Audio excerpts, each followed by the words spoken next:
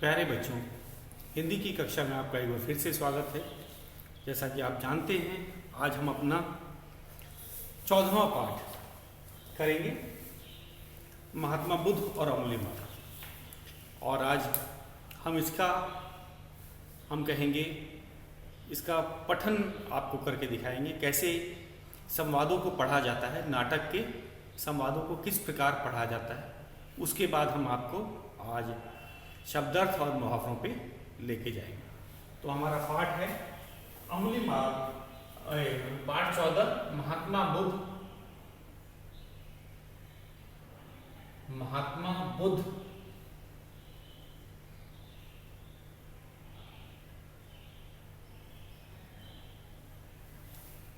और अंगुलीमाल और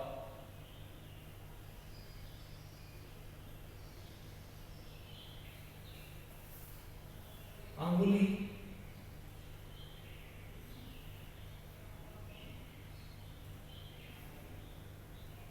माल।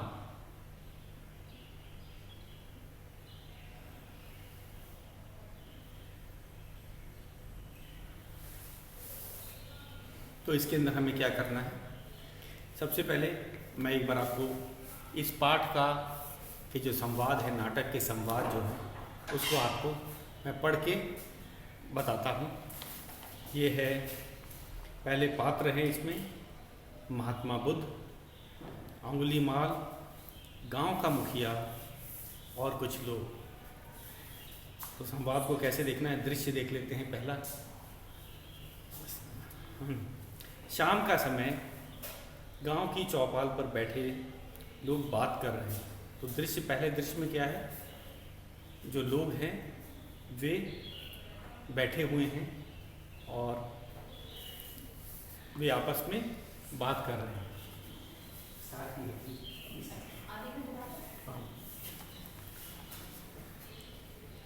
फिर आगे चलते हैं।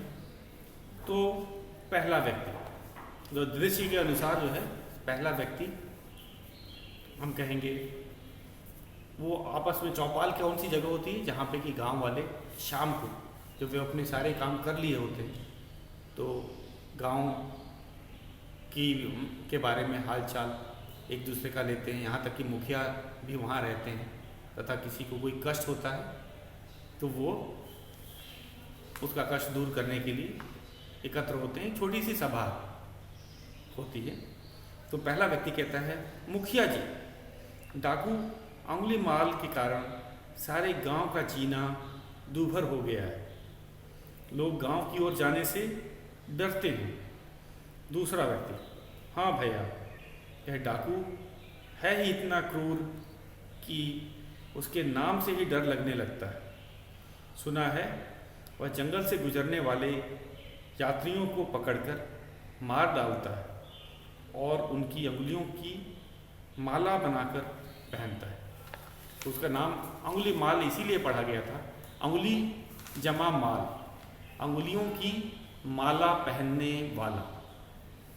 फिर क्या होता है, पहला व्यक्ति कहता है, हमारे कितने ही भाइयों की रोजी रोटी खतरे में पड़ गई। रोजी रोटी मतलब अब वे कुछ कमा नहीं पा रहे हैं, अब उनका गुजारा कैसे चलेगा। वे बेचारे जंगल से सूखी लकड़ियां काटकर गुजारा करते थे, पर अब अंगुलीमाल के भय से कोई जंगल की तरफ नहीं जाता। तभी क्या दिखाई देता है, महात्मा बुद्ध का आगमन हो रहा है, मतलब वे आ रहे हैं। सब खड़े होकर, इसमें मुखिया भी थे और गांव वाले जो लोग हैं, वे सब खड़े होकर उन्हें प्रणाम करते हैं और बैठने के लिए आसन देते हैं। महात्मा का कैसे स्वागत किया जाता है, एक तो उनको सम्मान दिया जाता है, खड़े हो जाना किसी अपने से बड़े पद पे बैठे आसीन व्यक्ति के लिए, और उन्हें बैठने के लिए कहना। महात्मा बुद्ध उन्हें आशीर्वाद देते हैं। तो मुखिया, जो गांव के मुखिया हैं, उनका और महात्मा बुद्ध के बीच में संवाद चल रहा है। वे एक दूसरे से बात कर रहे हैं, क्योंकि मुखिया ही सही व्यक्ति होता है जो गांव के बारे में महात्मा जी को बता सकते हैं। तो मुखिया जी कहते हैं, प्रभु आपके चरण हमारे गांव में पड़े, हम धन्य हो गए। क्या आप किसी विशेष कार्य के लिए पधारे हैं? महात्मा बुद्ध: नहीं भाई, हम तो गया जा रहे थे, यहाँ रात्रि विश्राम के लिए रुके हैं, किंतु आप लोग इतने दुखी और भयभीत क्यों दिखाई दे रहे हैं? तो सबसे पहले, जैसा कि एक मुखिया को पूछना ही चाहिए कि आपके आने से हम धन्य हो गए हैं, और क्या आप किसी विशेष कारण से हमारे गांव में आए हैं, तो उसका कारण बताइए। तो महात्मा जी ने कहा, महात्मा बुद्ध ने कहा कि नहीं, कोई आने का तो कोई विशेष कारण नहीं है, हम गया जा रहे थे। और पहले आपको पता ही था कि जब व्यक्ति एक जगह से दूसरे जगह जाता था तो अधिकतर वह अपनी यात्रा पैदल ही पूरी करता था, और ख़ासकर महात्मा जो लोग होते हैं उनके पास रथ या हाथी घोड़े नहीं होते थे, और जहाँ रात हो जाती थी तो उस गांव में, उस स्थान पर, उस शहर में रुक जाते थे।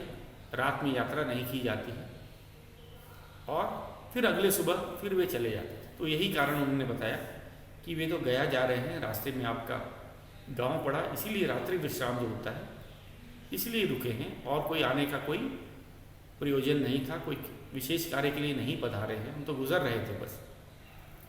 लेकिन उन्होंने क्या देखा था? उन्होंने देखा था कि जो लोग हैं गांव वाले, वे दुखी लग रहे थे, कुछ डरे डरे भी लग रहे थे, भयभीत।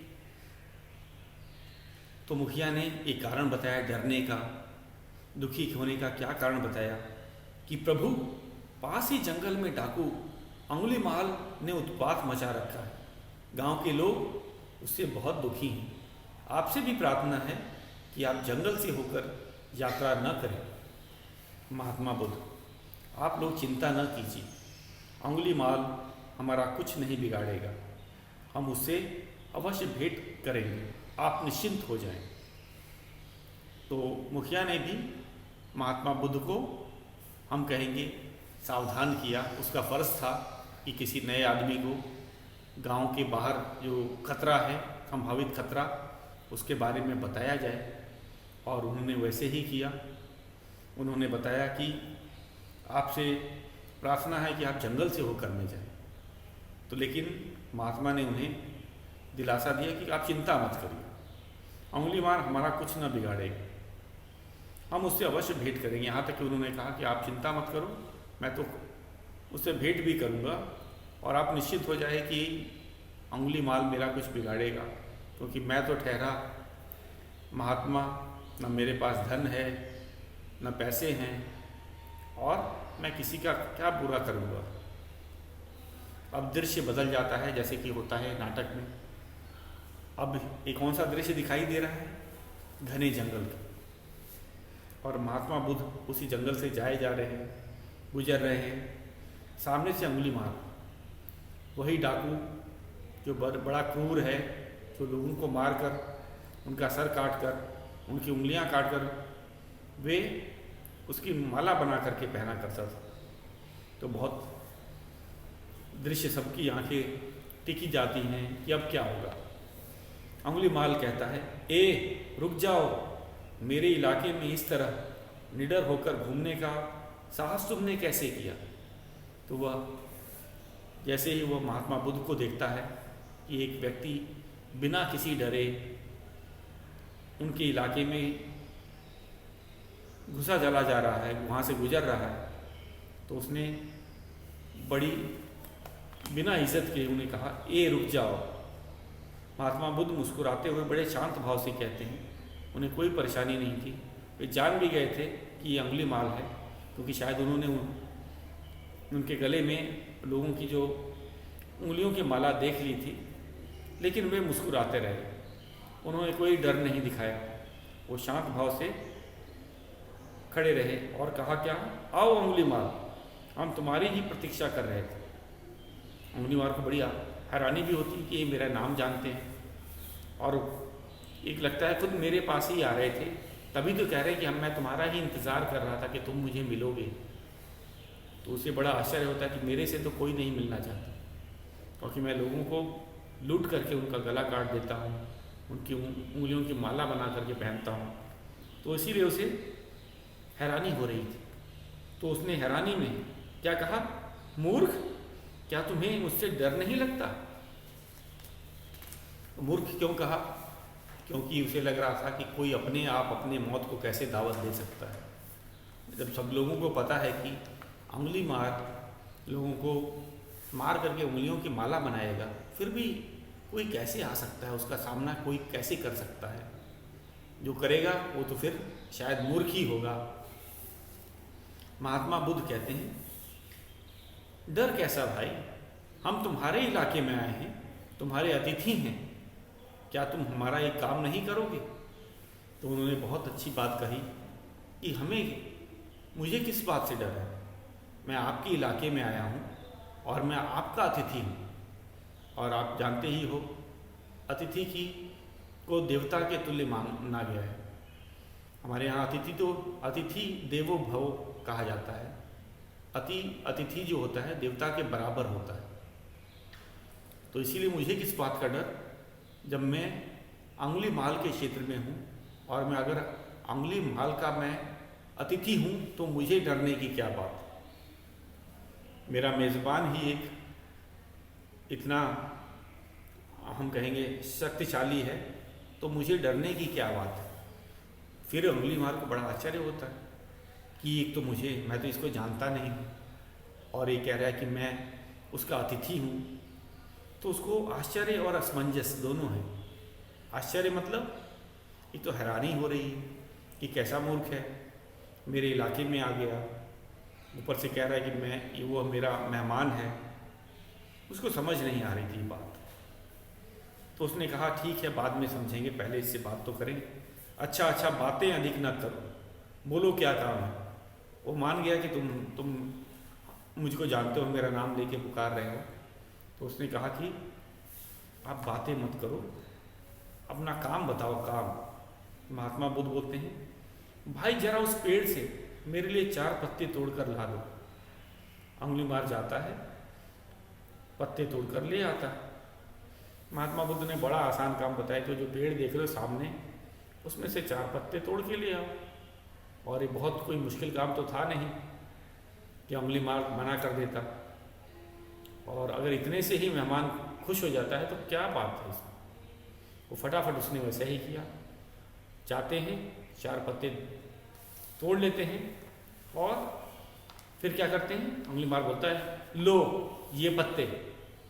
महात्मा बुद्ध, बस एक काम और कर दो, ये पत्ते उस पेड़ की शाखा पर फिर से लगाओ। उन्होंने कहा ये पत्ते तो हो गए, एक और काम करना है, लो यही 4 पत्ते मैं आपको दे रहा हूँ, जहाँ से आपने तोड़े थे वहीं पे इसको जाके लगाओ।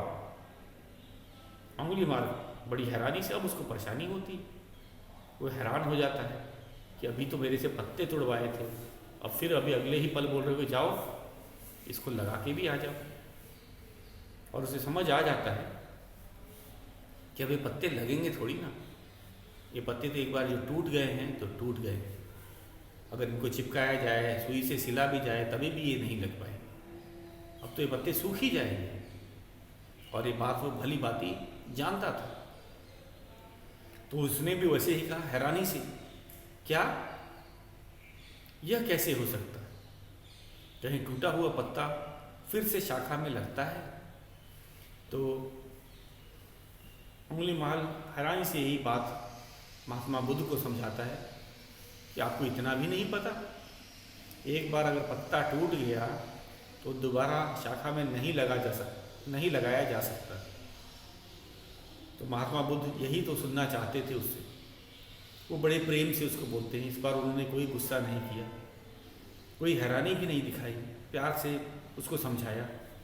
देखा तुमने, टूटी हुई चीज़ दोबारा नहीं जुड़ सकती। यही उन्होंने समझाया कि देखो, एक बार जो चीज़ टूट गई उसको दोबारा नहीं जोड़ा जा सकता। ये तो तुम भी जानते हो, यही तुम मुझे भी समझा रहे हो। तुम लोगों के सिर काटते हो, क्या तुम उन्हें दोबारा जोड़ सकते हो? नहीं ना। तो यही तुलना उन्होंने की, जिस तरह तुमने पत्तों को तोड़ा है, लोगों के सर भी तो तुम ऐसे ही काट देते हो, और वो सर एक बार कट जाते हैं तो क्या उनको जोड़ा जा सकता है? नहीं ना। यहाँ तक कि उन्होंने कहा, खुद माना कि ये संभव नहीं है। तब तुम लोगों की हत्या क्यों करते हो? और इसमें फिर वे समझा के कहते हैं कि आप फिर ये लोगों की हत्या करने का क्या कारण? जब हम दूसरों को जीवन नहीं दे सकते तो हमें उनके प्राण लेने का भी कोई अधिकार नहीं। तो उन्होंने यही समझाया कि अगर हम किसी को जीवन नहीं दे सकते, किसी को जान नहीं लगा सकते, दे सकते हैं, तो हमारे को उनके प्राण लेने का अधिकार भी नहीं है। तो ये बड़ी सरल सी बात उन्होंने डाकू अंगुलीमाल को समझाई, और अंगुलीमाल समझ गया कि महात्मा बुद्ध क्या बोल रहे हैं, क्या समझाना जा रहे हैं, कि जो चीज़ तुम नहीं कर सकते, जैसे पत्ता तोड़ना बहुत आसान काम होता है, लेकिन वही 4 पत्ते कितने भी बड़े अंगुलीमाल डाकू क्यों ना हो जाएं, कितनी भी शक्तिशाली क्यों ना हो जाएं, वो 4 पत्ते ही नहीं जोड़ पा रहे। तो अंगुलीमाल को समझते देर नहीं लगी कि महात्मा बुद्ध क्या बताना चाहते हैं, कि तुम जो लोगों को मारा करते हो, क्या तुम उनके सर जोड़ सकते हो, जो कि अब संभव नहीं है। तो इसका क्या अर्थ है अभी? तो वही वे बताना चाह रहे थे। 15। हाँ, तो अब फिर क्या असर पड़ता है अंगुलीमाल पर? महात्मा बुद्ध के चरणों में गिर जाता है अंगुलीमाल। उसको समझ आ जाता है कि आज तक उसने पाप ही किया है। वो अपने आप को शक्तिशाली समझता था कि वे लोगों को मार देता है, उंगलियां काट के पहन लेता है, लोगों को डरा देता है, तो इसीलिए वो श्रेष्ठ है। अब उसको समझ आ जाता है कि आज तक उसने गलत काम किया है, और हिंसा एकदम गलत होती है। और जब उसे अपने गलती का एहसास होता है तो वो माफ़ी मांगता है महात्मा बुद्ध से। कैसे? एक तो चरणों में गिर जाता है, फिर क्या कहता है, मुझे क्षमा करें प्रभु, मुझसे बड़ा पाप हुआ। तो अब तक जो उसने लोगों को सताया था, मारा था, उंगलियां काटी थी, सर काटे थे, वह उसे पछतावा होता है। आपने मेरी आंखें खोल दी हैं, हे प्रभु, आप मुझे सही राह दिखाई। मैं भटक गया था, आँख से आंसू बहते हैं। तो अंगुलीमाल को अपनी गलती का एहसास होता है, फिर रोने लगता है, और महात्मा बुद्ध के चरणों में गिर करके क्या कहता है कि आपने मेरी आंखें खोल दी। आंखें खोलने का अर्थ है मुझे सही रास्ता दिखा दिया। मैं असल में भटक गया था, और आप मेरे गुरु हैं, और आपने मेरी को सही रास्ता दिखाया। अब मैं इस रास्ते पे कभी नहीं चलूँगा, मैं भी हिंसा छोड़ दूँगा और सभी जीवों की मदद करूँगा। और फिर क्या होता है, महात्मा खुद उन्हें माफ़ कर देते हैं, कहते हैं उठो अंगुलीमाल, मार काट और हिंसा छोड़कर प्रेम का रास्ता अपनाओ। तो वे उनको बताते हैं कि हमें मारपीट नहीं करनी चाहिए, हिंसा नहीं करनी चाहिए, हमें प्रेम के साथ अपना जीवन जीना चाहिए। हो सके तो दूसरों की मदद करनी चाहिए, और दूसरों की मदद और सेवा करने में ही सच्चा सुख होता है, न कि उनको मारना, तंग करना। तो इसी में तुम्हारा और सबका कल्याण है, कंधे से पकड़ कर उठाते हैं। तो महात्मा बुद्ध क्या करते हैं, उनकी गलतियों को माफ़ कर देते हैं और उनको सीख देते हैं कि अब तुम दूसरों की मदद करो, और दूसरों की मदद करना, दूसरों की सेवा करना, यही सच्चा सुख है। अगर सुखी होना चाहते हो तो ये सब चीज़ें आपको करनी होंगी। और फिर क्या होता है, अंगुलीमाल हाथ जोड़कर, आज से मैं आपके बताए रास्ते पर ही चलूँगा। वे महात्मा बुद्ध को अपना गुरु मान लेता है और उनसे प्रार्थना करता है कि अब मैं आपके जो बताए, उन्होंने क्या रास्ता बताया था कि ये अहिंसा से, प्रेम से ही जीवन जिया जाता है। तो वो अपनी तलवार और गले में पड़ी उंगलियों की माला उतार कर फेंक देता है, क्योंकि अब तलवार की अब ज़रूरत ही नहीं है। जब उसने हिंसा को छोड़ दिया तो अब तलवार क्या काम है। और अगर गले में वही उंगलियों की माला रहेगी तो लोग उसके पास डर के मारे ही नहीं आएंगे। तो वो दोनों चीज़ों को फेंक देता है और महात्मा बुद्ध के शरण में चला जाता है, और इसी के साथ हमारा पर्दा गिर जाता है। तो ये था हमारा नाटक महात्मा बुद्ध और अंगुलीमाल। तो बच्चों, इसमें अब हम आज इसके शब्दार्थ को लिखेंगे और मुहावरों को भी लिखेंगे, याद करेंगे और पाठ के अनुसार इसका अर्थ बताएंगे। तो शुरू करते हैं शब्दार्थ से आज।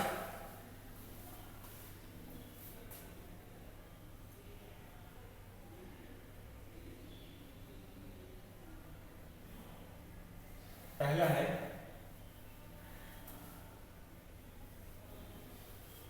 पात्र। नाटक के पात्र होते हैं। तो नाटक का अभिनेता, जितने भी कलाकार होते हैं, जैसे इसी में हम इस नाटक की बात करेंगे तो कौन कौन से पात्र थे? महात्मा बुद्ध थे, अंगुलीमाल था, मुखिया थे और गांव के जो लोग थे वे सब पात्र थे। ये अभिनेता होते हैं, अभिनय करते हैं, एक्टिंग, इंग्लिश में अभिनय को एक्टिंग कहा जाता है। तो ये सब नाटक का अभिनेता, जो उसमें हम कह रहे हैं एक्टिंग कर रहे हैं, अभिनय कर रहे हैं। एक्टिंग का हिंदी वर्ड होता है अभिनय। जो अभिनय कर रहे हैं वे पात्र होते हैं। वे कैसे संवाद पढ़ते हैं, आपने नाटक तो देख रखा है, तो वे अभिनय कर रहे होते हैं। तो इसमें सही कि महात्मा बुद्ध नहीं होंगे, किसी व्यक्ति को महात्मा बुद्ध बनाया गया है, किसी व्यक्ति को, किसी बच्चे को या किसी व्यक्ति को अंगुलीमाल बनाया गया है, और वे सब पात्र हैं। वे सही में अंगुलीमाल या सही में महात्मा बुद्ध नहीं है, या वह सही में मुखिया नहीं है। ये पात्र होते हैं और अभिनय करते हैं, जैसे कि वे मुखिया हैं, वे महात्मा बुद्ध हैं, या फिर वह अंगुलीमाल। तो नाटक का अभिनय, पात्र का अर्थ होता है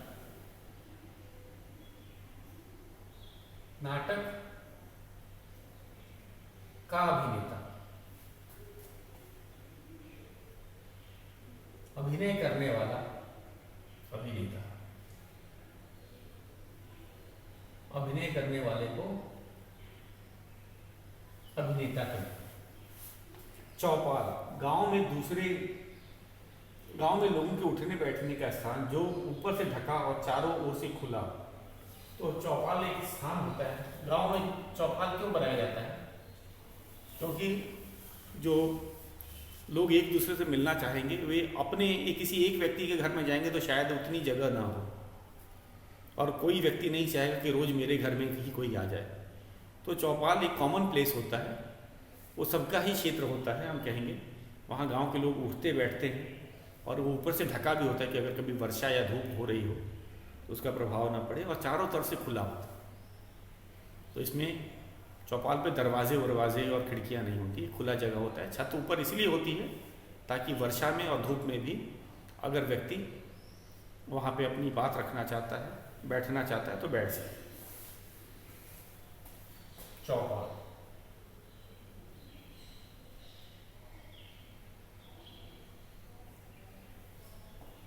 गांव में लोगों के उठने बैठने का स्थान, गांव में लोगों के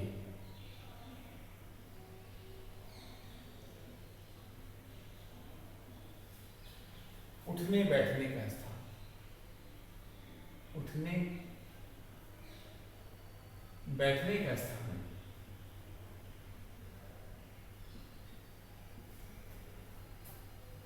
का स्थान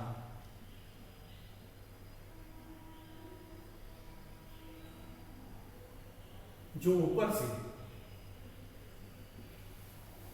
मैं पूरा ही लिखना चाहूँगी। चौपाल एक, क्या हम ये अलग सी चीज है, हम घर इसे नहीं बोल सकते, जो ऊपर से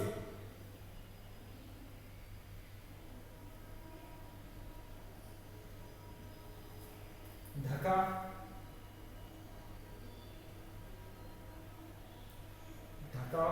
और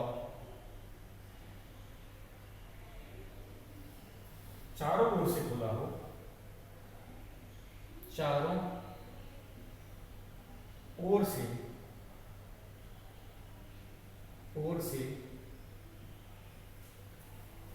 खुला हो।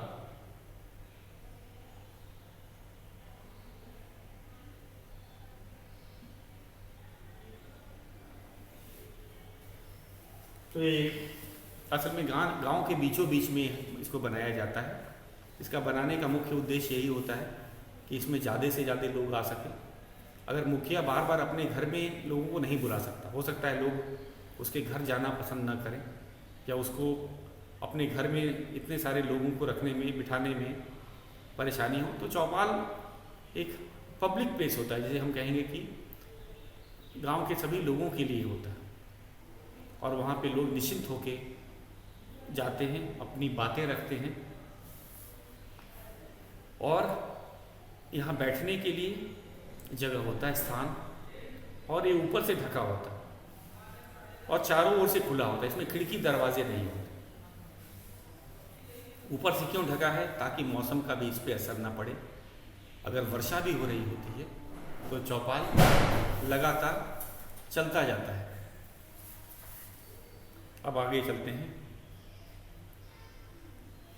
हमारा तीसरा है दूभर। तीसरा शब्द अर्थ है दूभर। एक नया शब्द है, इससे पहले आपने इसको नहीं पढ़ा होगा। दूभर का अर्थ होता है मुश्किल या कठिन।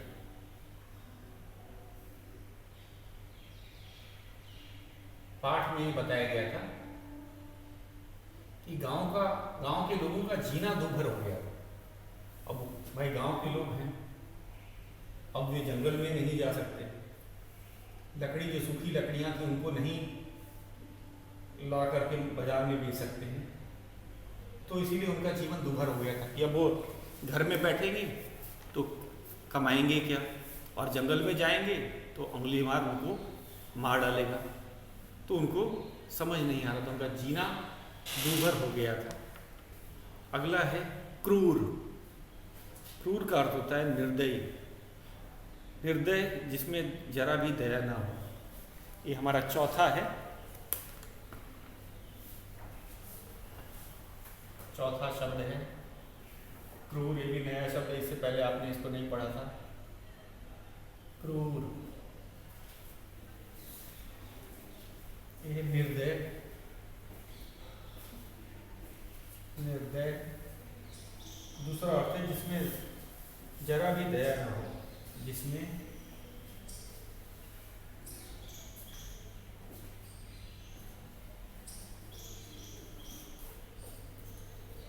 जरा भी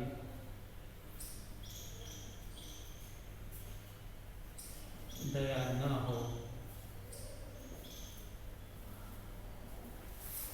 तो अंगुली माल इसका उदाहरण है। वह क्रूर था, वो लोगों को लूटने के बाद क्या करता था, उनको मार डालता था, उनका सर काट देता था, उंगलियां भी काट देता था और उंगलियों की माला बनवा करके पहना करता था। अगला है आगमन। आगमन मतलब आना। पांचवा है आगमन।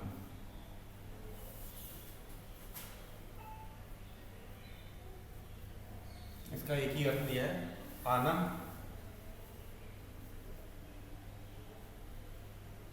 तो पहले भी दृश्य में महात्मा बुद्ध का आगमन होता है, आते हुए वे दिखते हैं। तो आगमन का क्या अर्थ होता है? आना। आसन, बैठने के लिए वस्तु। तो आसन बैठने के लिए कुछ भी हो सकता है, चाहे वो कुर्सी हो, चटाई हो। तो बैठने की वस्तु को आसन भी कहते हैं। ये हमारा छठा है।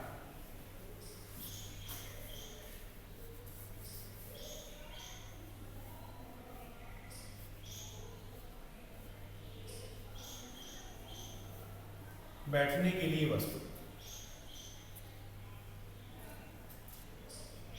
बैठने के लिए